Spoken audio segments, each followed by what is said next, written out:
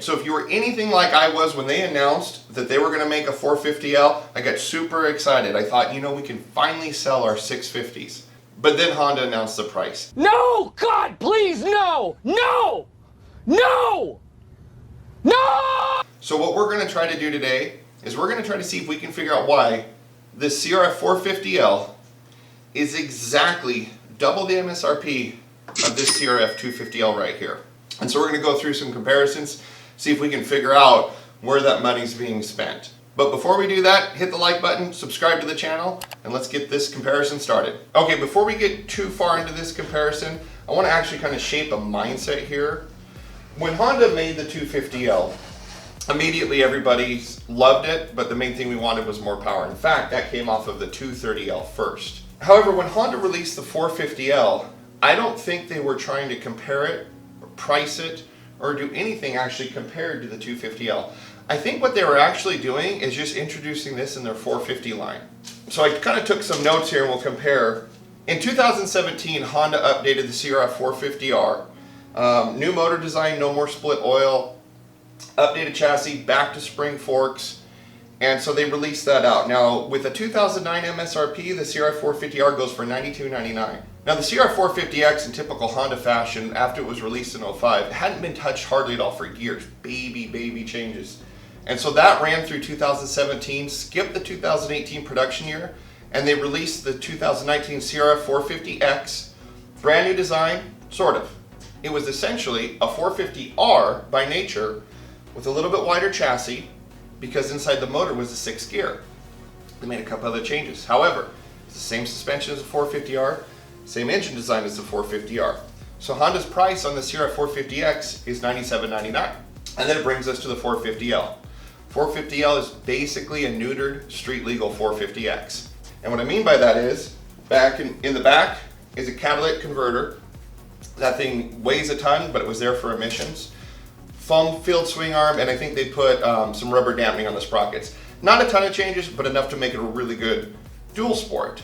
Honda's price, $10,399. So if you actually look at their 450 lineup, it makes a lot of sense as you progress through the pricing for them. However, the MSRP of the 250L, $51.99. So the 450L is exactly double the cost of the 250L. Now when Honda named this 450, they didn't name it the XL, they didn't name it the RL, they named it the CRF450L. It is the same name as that 250 except it went from a 2 to a 4. So regardless of what chassis line this belongs to, we're going to compare them today, if only because they share the same name. Okay, so as we break down the comparison today, we're going to look at some key feature differences between the bikes, and then what we're going to do is assign a price value to that. Now, there is no perfect way to do this. There is no exact science to naming the price. So what I'm going to do is I'm going to make up a number of my own choosing, and we're going to go with that and see if I can spend the money to get to the 250.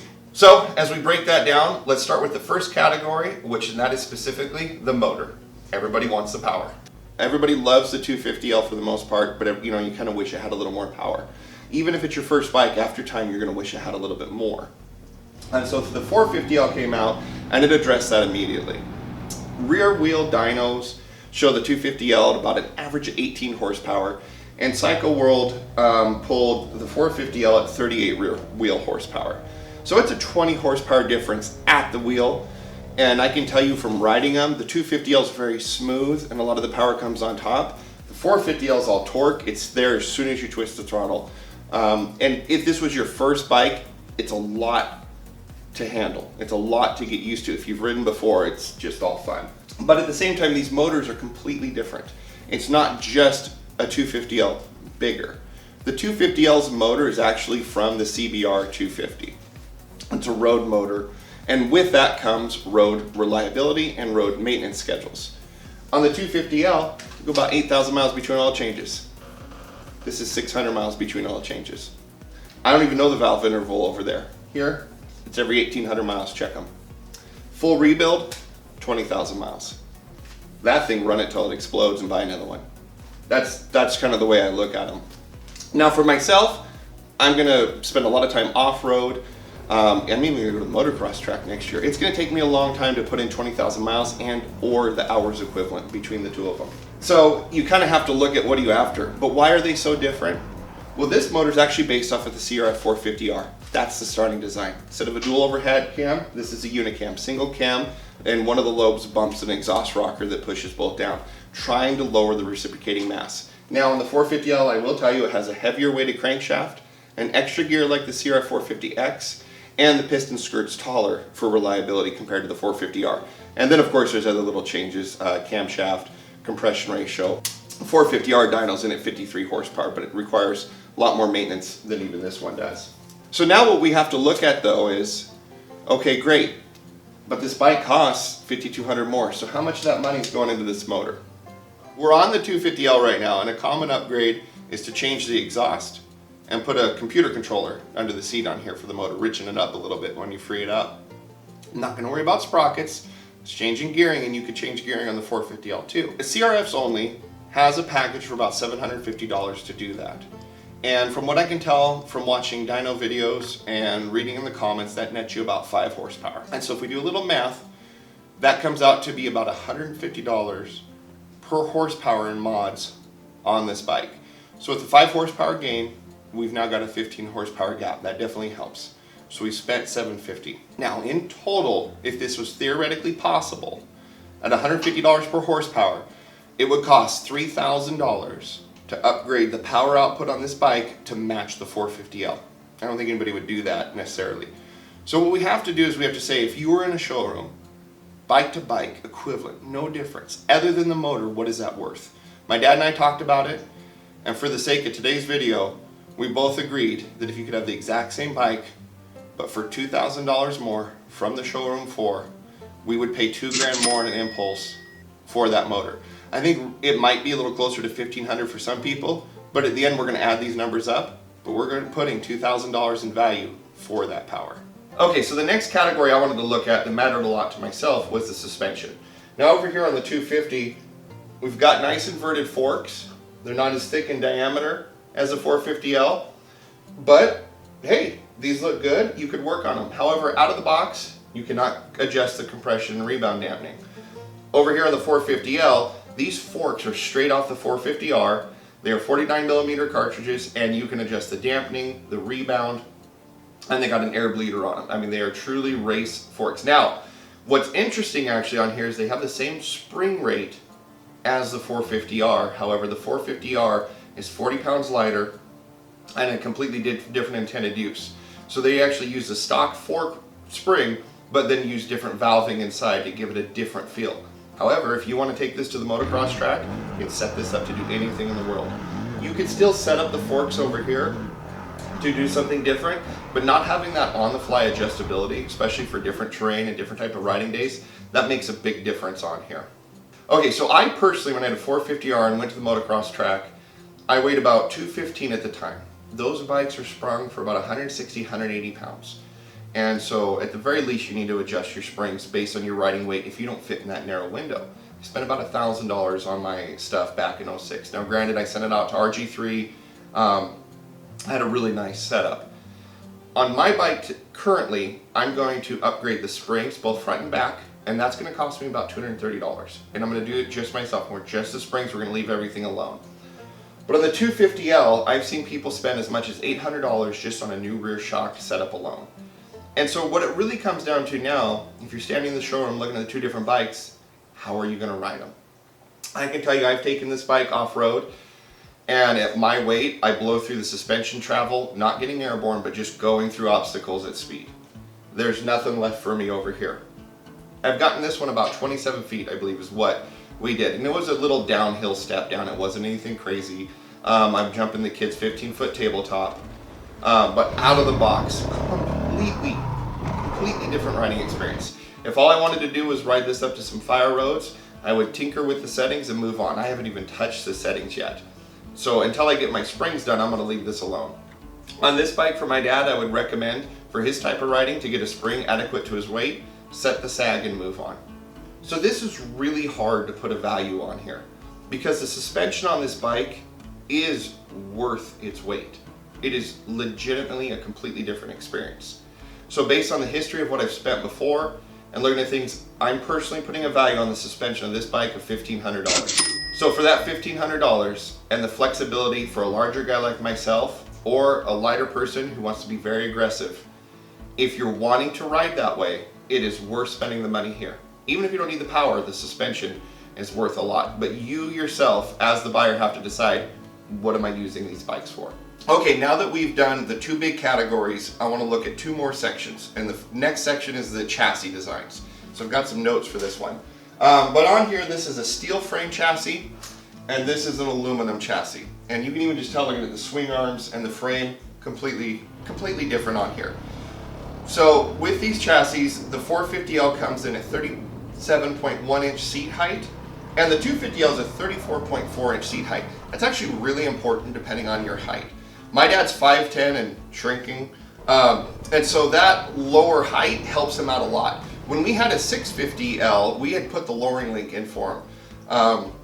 And in fact, that 650L, I've got the notes here, had a 37 inch seat height, so basically the same as the 450R, but it was a monstrous 346 pounds. This is 289 pounds. And so when he was riding that bike that was very tall and it would get tippy, that's a lot to hold on to. So when he switched to the 250L, it was 321 pounds, so 25 pounds lighter, much lower. So he's always been much happier with his 250L versus the 650. But when we're comparing the 250L to the 450, about 32 pounds heavier over here. And so all those little things about this being born from the competition line start to add up. Now I will tell you, from riding them, this bike feels more narrow, and it feels more, flickable's a word, it just feels like it turns faster to me. I feel like I can cut my lines a lot sharper here. They're just completely different. I will say, when I came off a 650 and rode this for the first time, it felt modern. I think it's the front fork rake angle.